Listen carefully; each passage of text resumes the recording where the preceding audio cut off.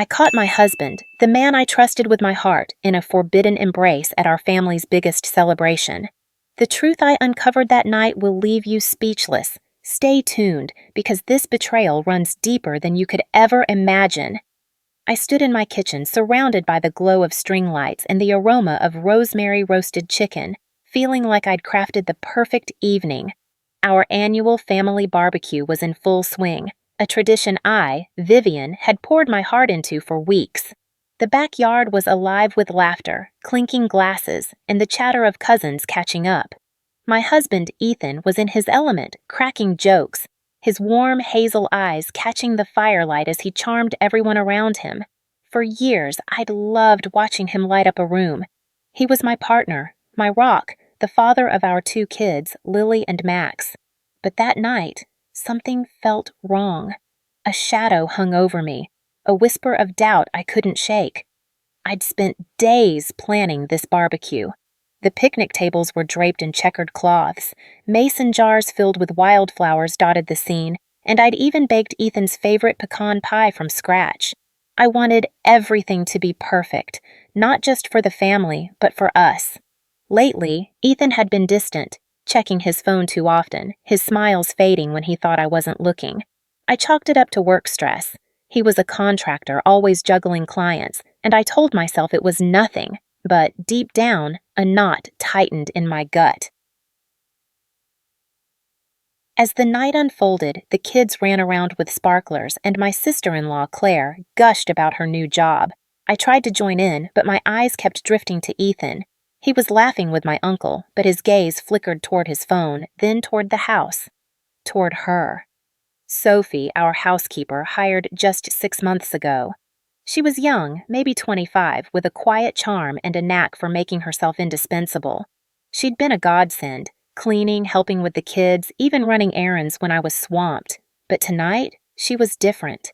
She hovered near Ethan, refilling drinks, her laughter too bright, her glances too lingering. I brushed it off at first. I'm not the jealous type. Ethan and I had been married for 12 years, built a life together in our cozy Seattle suburb. We'd weathered job losses, late-night diaper changes, and the chaos of raising kids. I trusted him, but then I saw it, a look between them. Sophie handed Ethan a beer, their fingers brushing, and his smile softened in a way that made my heart stutter. It wasn't the smile he gave me. It was intimate. My stomach churned, but I told myself I was being paranoid. I had a party to host. The evening wore on, and the unease grew. Ethan slipped inside, muttering about a work call. Sophie followed a few minutes later, claiming she needed to grab more ice. My pulse quickened. Why did they both need to be in the house? I tried to focus on my cousin's story about her new puppy, but my mind was racing. Was I imagining things? Had I missed signs before? There was that time last month when Ethan stayed late to help Sophie with a broken shelf, or the way he'd complimented her cooking, saying it reminded him of his mom's. Small things, but they piled up like stones in my chest. I excused myself, my heart pounding as I stepped into the house. The chatter of the barbecue faded behind me, replaced by the hum of the refrigerator and the creak of the hardwood floor. Then I heard it. Low, hushed voices from the living room. My breath caught. I crept forward, my sandals silent on the rug, and peered through the half-open door. There they were. Ethan and Sophie, standing inches apart, his hand grazing her wrist, her eyes locked on his. My world tilted. He leaned closer, his voice a murmur, and she smiled. A smile that held secrets I wasn't meant to know. My chest tightened, and for a moment, I couldn't breathe. This wasn't a mistake. This was betrayal, raw and undeniable. I pushed the door open, the hinges squealing like a scream. They froze, Ethan's hand dropping from Sophie's arm, her face paling as she stepped back, tugging at her apron. "Vivian!" Ethan gasped, his voice cracking. "It's not what it looks like!" "Not what it looks like!" I spat, my voice trembling with fury. "Don't lie to me, Ethan. I saw you. I saw the way you touched her." My hands shook, my nails digging into my palms. The room felt too small, the air too thick. Sophie stood there, her eyes wide, her lips parted as if she wanted to speak but couldn't find the words. "Vivian, please," Ethan stammered, stepping toward me. "It was a moment, a stupid moment. I swear it didn't mean anything." "Didn't mean anything?" I laughed, bitter and sharp. "You're standing here whispering to her, touching her, in our home with our kids outside, and you're telling me it didn't mean anything?" Tears stung my eyes, but I refused to let them fall. Not here, not in front of her. Sophie finally spoke, her voice barely a whisper. "I'm so sorry, Vivian. I didn't mean for this to happen. It just happened." "Just happened?"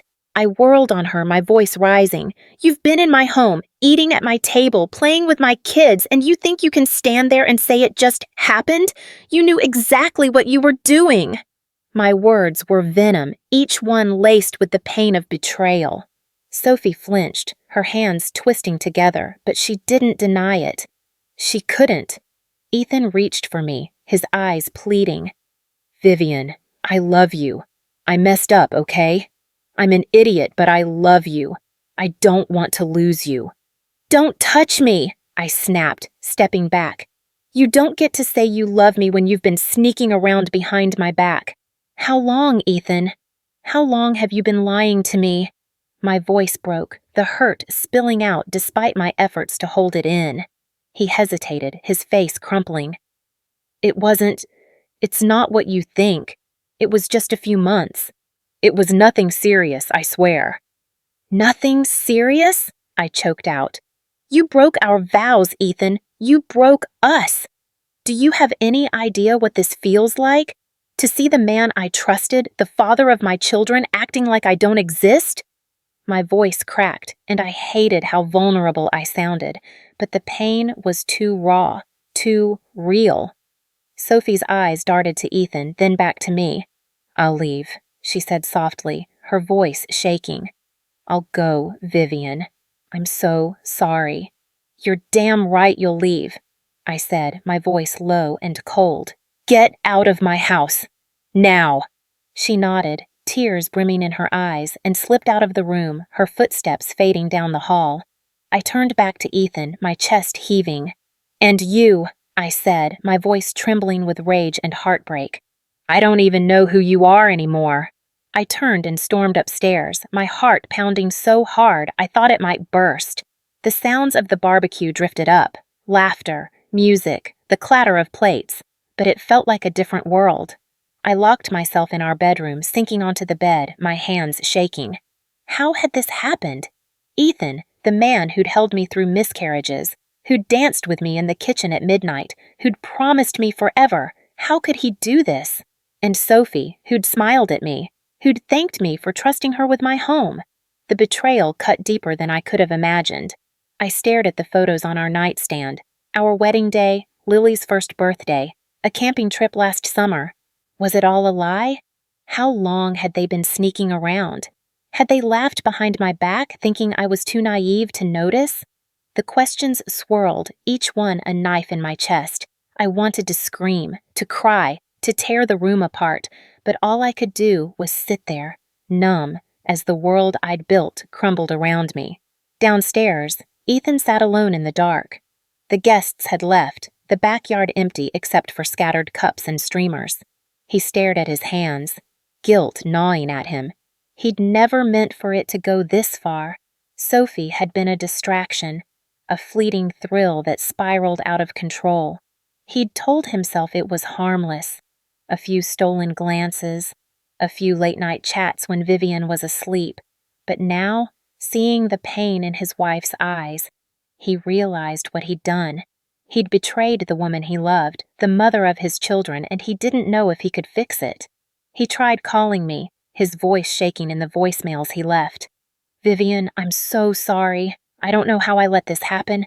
Please, just talk to me. I'll do anything to make this right." I didn't answer. I couldn't. Every time I thought about facing him, I saw his hand on Sophie's arm, their faces inches apart. It was burned into my mind, a wound that wouldn't stop bleeding. The next morning, the house felt like a tomb. The kids were at my mom's, thank God, because I couldn't face them yet. I hadn't slept, my eyes red and raw from crying. Ethan was downstairs, pacing, his footsteps echoing in the silence. I knew we had to talk, but the thought of it made me sick. How do you confront the person who's shattered your trust? How do you look at them and not see a stranger? I forced myself downstairs, my heart heavy. Ethan looked up, his face haggard, his eyes bloodshot. "Vivian," he said, his voice breaking. "I didn't sleep. I keep seeing your face, the way you looked at me last night. I hate myself for doing this to you." I crossed my arms, my jaw tight. "You hate yourself? Good. You should. Because I don't even know who you are anymore, Ethan. 12 years, 2 kids, and this is what you do? Sneak around with the housekeeper at our family barbecue?" My voice rose, the anger spilling out. "Do you know how humiliating this is? My whole family was here, and you were, what, flirting with her in our living room?" "I wasn't thinking," he said, his voice desperate. "It was stupid, Vivian. It was a mistake. I love you. I've always loved you." "Love?" I laughed, the sound hollow. "Love doesn't do this, Ethan. Love doesn't lie. Love doesn't sneak around with someone else. You didn't just make a mistake. You made a choice. You chose her over me, over our family." Tears streamed down my face now, and I didn't care. "Do you know what it felt like to see you with her? To know you've been lying to me maybe for months?" Ethan's face crumpled and he sank into a chair, his hands covering his face. "I don't know how to fix this," he whispered. "I don't know how to make you believe me, but I swear it wasn't what you think. It was nothing compared to what I feel for you." "Nothing?" I shouted, my voice echoing in the quiet house. "You call that nothing? You were touching her, Ethan. You were looking at her like she was the only person in the room. Do you have any idea how that feels? To know the man I love, the man I trusted, could do that to me?" He stood, reaching for me, but I backed away. "Don't," I said, my voice low and sharp. "Don't touch me. I can't even look at you right now." "Vivian, please," he begged, tears in his eyes. "I'll do anything. Therapy, counseling, whatever you want. I can't lose you. I can't lose our family." I shook my head, my heart breaking all over again. "I don't know if you can fix this, Ethan. I don't know if I can ever trust you again. You broke something in me, something I didn't even know could break." I paused, my voice softening. "I need time. I need space to figure out who I am without you, because right now I don't even know myself." He nodded, his shoulders slumping. "I'll give you time," he said quietly. "I'll wait, Vivian. I'll wait as long as it takes." I turned and walked away, my heart heavy but resolute. The days that followed were a blur of silence and pain. The house, once filled with laughter and love, felt like a stranger's. I moved through it like a ghost, replaying that night over and over. Ethan's voicemails piled up, each one more desperate than the last, but I couldn't bring myself to answer. I needed to find my own strength, to decide what I wanted, not just for him, but for me. The kids came home, and I plastered on a smile, hiding the storm inside. But every night, alone in our bedroom, I wrestled with the same questions. Could I forgive him? Could I rebuild a marriage on broken trust?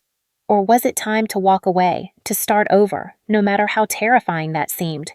The thought of leaving Ethan, of tearing apart our family, broke my heart. But staying with a man who'd betrayed me felt like betraying myself.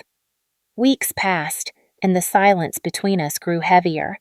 Ethan tried to make amends, cooking dinner, leaving notes, even suggesting we see a therapist.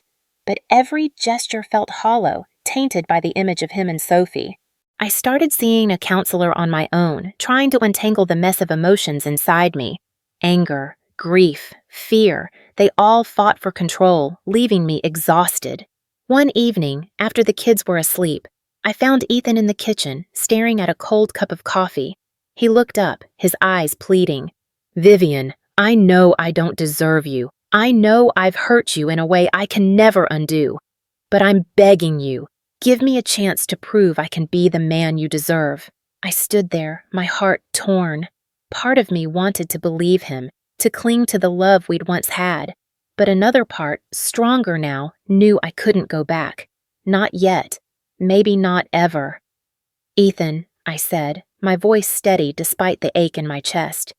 "I don't know if I can forgive you. I don't know if I can live with this pain, but I do know I need to find myself again, and I can't do that with you right now." His face fell, but he nodded. "I'll wait," he whispered. "I'll wait forever if I have to." I walked away, my heart heavy but lighter than it had been in weeks. The future was uncertain, a blank page I wasn't ready to write on. But for the first time, I felt a spark of hope. Not for us, but for me.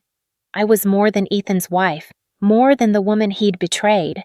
I was Vivian, and I was going to find my way, one painful step at a time. The weeks that followed were like navigating a fog. I moved through the motions of life, making breakfast for Lily and Max, driving them to school, smiling at their stories about playground adventures. But inside, I was unraveling. Ethan's betrayal had cracked something fundamental in me, and I wasn't sure how to piece myself back together. The house, once a sanctuary, now felt like a museum of our past, every corner holding memories that stung. The kids sensed the tension, their wide eyes searching mine for answers I couldn't give. I shielded them as best I could, but the weight of it all was crushing. Ethan stayed in the guest room, a silent agreement that gave me space but kept him close for the kids. He was trying. God, he was trying. He'd leave notes on the counter, simple things like, "I made your coffee," or "I'm here when you're ready." I'd find them and feel a pang of something, love maybe, or just the ghost of it. But then I'd see Sophie's face in my mind, her hand brushing his, and the anger would surge back, drowning out everything else. One afternoon, while the kids were at soccer practice, I sat in my counselor's office, staring at the abstract painting on her wall. Dr. Larson, a woman with kind eyes and a knack for asking questions that cut too deep, leaned forward.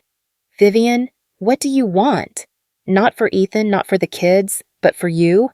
I opened my mouth, then closed it. What did I want? For years, my wants had been tangled up in everyone else's. Ethan's career, the kids' happiness, the perfect family barbecue. I'd lost myself in the role of wife and mother, and now, stripped of that trust, I didn't know who I was. "I want to feel like me again," I said finally, my voice barely above a whisper. "I want to stop feeling like his betrayal defines me." Dr. Larson nodded. "Then let's start there. What makes you feel alive, Vivian? What did you love before all this?" The question lingered long after I left her office. That night, I dug through the attic, pulling out an old box I hadn't touched in years. Inside were my sketchbooks from college, filled with charcoal drawings and watercolor landscapes. I'd been an art major before life took over, before Ethan and I built our world together. I traced the lines of a sketch, a wind-swept tree on a cliff, and felt a spark I hadn't felt in years. It wasn't much, but it was mine. I started painting again, stealing moments in the garage while the kids did homework. The smell of turpentine and the feel of a brush in my hand brought me back to a version of myself I'd forgotten. It wasn't a fix, but it was a start. I began to see a path forward, one where I could be more than Ethan's wife, more than the woman he'd hurt. But the past wasn't done with me. One evening, as I was cleaning up after dinner, my phone buzzed with a text from an unknown number. "Vivian, I need to talk to you. It's about Ethan. Please meet me. Sophie." My heart stopped. I stared at the screen, my thumb hovering over the delete button. Why was she contacting me? Hadn't she done enough? But curiosity, or maybe masochism, won out. I agreed to meet her at a coffee shop downtown, far from our neighborhood, where no one would know us. The next day, I sat in a corner booth, nursing a latte, when Sophie walked in. She looked different, smaller somehow, her usual confidence replaced by a nervous energy. Her hair was pulled back, and she wore no makeup, her eyes red-rimmed like she hadn't slept. She slid into the seat across from me, her hands fidgeting with a napkin. "Thank you for meeting me," she said, her voice low. "I know you hate me, and I don't blame you. I need to tell you something." I leaned back, crossing my arms. What could you possibly have to say that I'd want to hear? She took a shaky breath. It's about Ethan. It wasn't just me. There was someone else before me. I didn't know until recently, and I thought you deserved to know. My blood ran cold. What are you talking about? Sophie's eyes dropped to the table. A few weeks ago, I found an old phone in the storage room at your house. It was Ethan's, one he said he'd lost. I was curious, so I charged it, and there were messages from a woman named Rachel. They were from 2 years ago, before I started working for you. It was like what happened with me. Flirty texts, plans to meet up. I don't know how far it went, but it wasn't just a one-time thing. The world tilted again, just like it had that night at the barbecue. Another woman, another betrayal. My hands clenched around my mug, the heat burning my palms. Why are you telling me this? I asked, my voice sharp. Why now? Because I'm not that person anymore, Sophie said, her voice breaking. I was stupid, caught up in the attention, but I see what I did to you, to your family. I can't undo it, but I can't keep this from you either. You deserve the truth, Vivian. All of it. I stared at Tuhan, my mind reeling. 2 years ago. That was when Ethan had been stressed about a big project, staying late, coming home distracted. I'd believed him, supported him, made excuses for his distance, and all the while, he'd been lying. Again. Get out, I said, my voice low and cold. I don't want your apologies or your truths. Just leave. Sophie nodded, tears spilling down her cheeks, and left without another word. I sat there, staring at the steam rising from my coffee, feeling like the ground had been pulled out from under me. Ethan hadn't just betrayed me once. He'd made a habit of it. How many others were there? How many lies had I swallowed? When I got home, Ethan was in the living room playing a board game with the kids. The sight of him laughing with Lily, helping Max with his dice, made my stomach churn. How could he sit there, acting like the perfect father, when he'd been tearing our family apart for years? I sent the kids to bed early, ignoring their protests, and turned to Ethan. We need to talk, I said, my voice steady despite the storm inside me. He looked up, hope flickering in his eyes. Of course, Viv. Anything. I held up my phone, showing him Sophie's text. She told me about Rachel, about the phone, about 2 years ago. My voice shook, but I forced myself to keep going. How many, Ethan? How many women? How many times have you lied to me? His face went white, his mouth opening and closing like a fish out of water. Vivian, Don't! I cut him off. Don't lie to me again. I want the truth. All of it. He sank onto the couch, his head in his hands. It was just Rachel, he said, his voice muffled. It was a mistake, like with Sophie. It didn't mean anything. I ended it before it went too far. Too far? I laughed, the sound bitter. You think there's a line where it stops hurting? You think sneaking around, flirting, making plans with other women isn't too far? You broke our marriage, Ethan. Not once, but twice. Maybe more for all I know. I'm sorry, he whispered, tears streaming down his face. I was weak. I was stupid. But I love you, Vivian. I've always loved you. Stop saying that, I shouted, my voice echoing through the house. You don't get to say you love me when you've been betraying me for years. You don't get to pretend this is just a mistake. You chose this, Ethan. You chose to hurt me over and over again. He stood, reaching for me, but I backed away, my heart pounding. I can't do this anymore, I said, my voice breaking. I can't keep pretending we can fix this. You've broken too much. Vivian, please, he begged, his voice raw. The kids, our family, don't you dare use them against me, I snapped. You're the one who put our family at risk. You're the one who broke us. I'm done protecting you from the consequences of your choices. I turned and walked upstairs, locking myself in the bedroom. My hands shook as I dialed my sister Claire, sobbing as I told her everything. Sophie, Rachel, the lies. She listened, her voice steady and fierce, promising to be there for me no matter what. You don't have to decide anything tonight, she said. But you're stronger than you think, Viv. You'll get through this. The next morning I called a lawyer. Not to file for divorce, not yet, but to understand my options. I needed to know I could stand on my own, that I could protect the kids and myself if it came to that. Ethan moved out a week later at my request to a small apartment across town. The kids cried, confused, and I held them, promising we'd figure it out together. I didn't have all the answers, but I knew I couldn't stay in a marriage built on lies. I kept painting, filling canvases with bold colors and jagged lines, pouring my pain and hope into every stroke. The kids started joining me, their small hands smudging paint as we laughed and created together. It wasn't perfect, but it was ours. I enrolled in an art class at the community center, reconnecting with that part of myself I'd buried for so long. I started smiling again, not because the pain was gone, but because I was finding pieces of myself I thought I'd lost. Ethan kept trying. Calls, texts, even showing up at the house with flowers. I let him see the kids, but I kept my distance. Trust, once broken so thoroughly, doesn't heal easily. I wasn't sure if it ever would, but I was learning to live without it, to build a life that didn't depend on him. One evening, as I tucked Lily into bed, she looked up at me, her eyes wide. "Mom, are you and Dad going to be okay?" I brushed her hair back, my heart aching. "I don't know, sweetheart," I said honestly. "But I promise you, we're going to be okay. You, me, and Max. We're a team, and we're stronger than you know." She nodded, her small hand squeezing mine, and for the first time in months, I felt a flicker of peace. The road ahead was uncertain, but I was no longer the woman who'd stood in that kitchen, trusting blindly. I was Vivian, artist, mother, survivor, and I was writing my own story now, one brushstroke at a time. Months later, at the community art show, I stood in front of my painting, a vibrant, chaotic swirl of reds and blues titled Rebirth.